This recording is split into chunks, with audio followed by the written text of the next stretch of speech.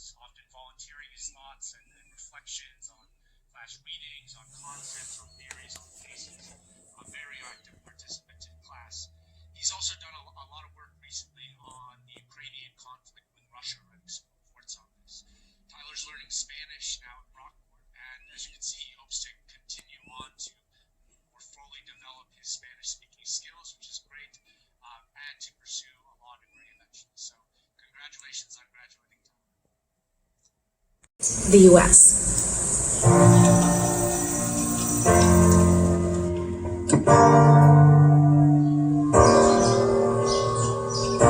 It was one of those, oh no, like reality moments. Early spring break, like it's fine, we'll be back, like it's no trouble, no worries, right? It was like 2 weeks, and then I was like, okay, maybe just like a little bit longer. And then being home until August of 2020 was like, wow. You're broken down and tired of living life on a merry-go-round. I lost a lot of structure. I didn't get a chance to study abroad. I lost out on opportunity to research with my research advisor because we couldn't do it in person. I ended up losing an internship opportunity because of the pandemic. All of my resources kind of got shut off because I can't drive in this country, so I couldn't get food, and by the time I could find someone to take me, there was no food left. I found out at the beginning of the new year that I had COVID. It was actually so bad for me, and I'm trying to act like it wasn't bad, but it was like literally awful. I went from taking no online classes ever to having my entire course load be online. Because of the time difference, I was taking all my classes about 6 till 10 at night. You can see all the faces on that Teams page or on that Zoom page, but it's hard for students to engage like we do in class. And all of the things around social justice and just what has been going on in our world, in our communities, and people losing lives. And I think 2020 has just been unbearable for many. We're all going to be stuck at home for months on end, but you can control the things that you can. So even though it's hard and it's challenging, I feel like there's many things in this world that are challenging, but there's very little in this world that is impossible.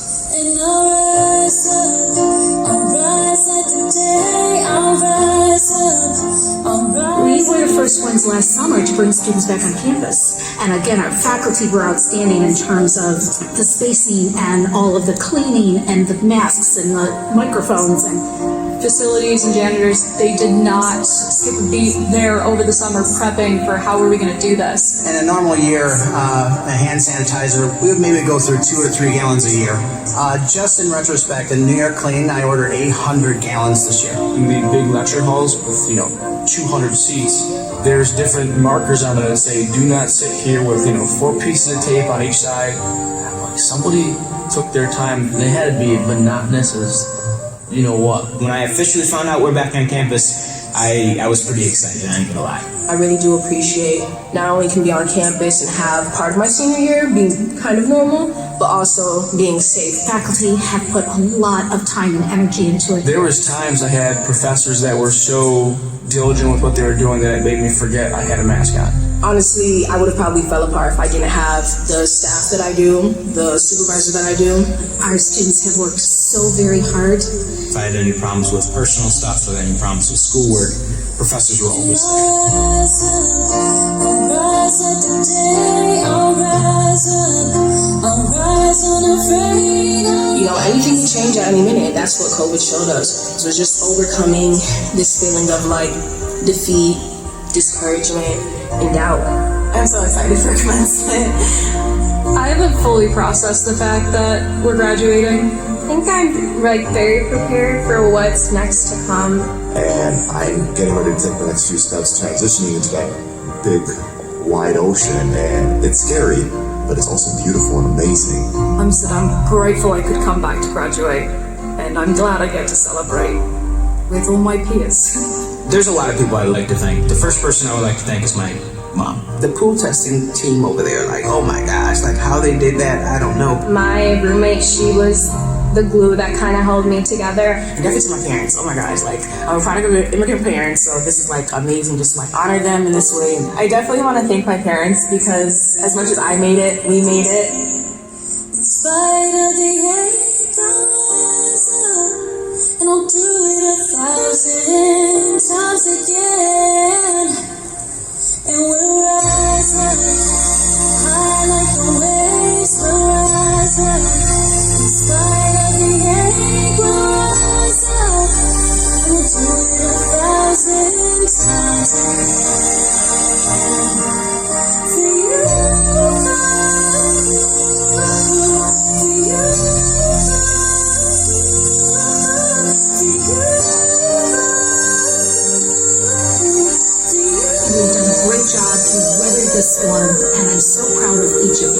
what I want students to know, we can make it through this, we can do anything.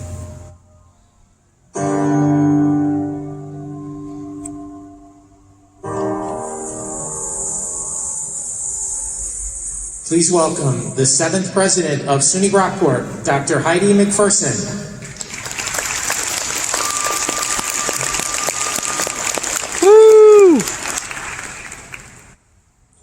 Congratulations, class of 2021.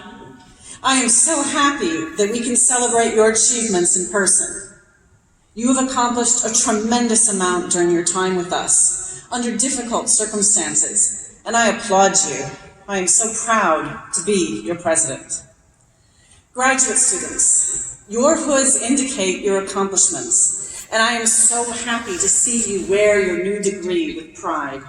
Thank you for your commitment to your studies, amongst all of the other activities that make up your rich and complex lives.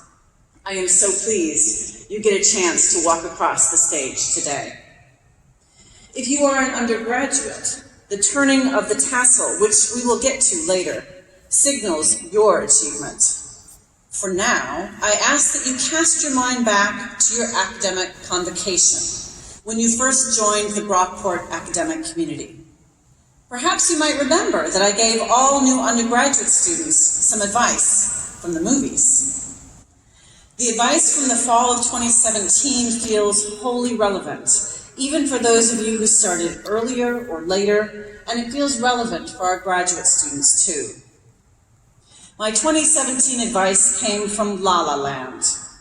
If you haven't seen the movie, it's a musical that is a story of passion and heartbreak and following your dreams, even when you have to choose between different versions of that dream.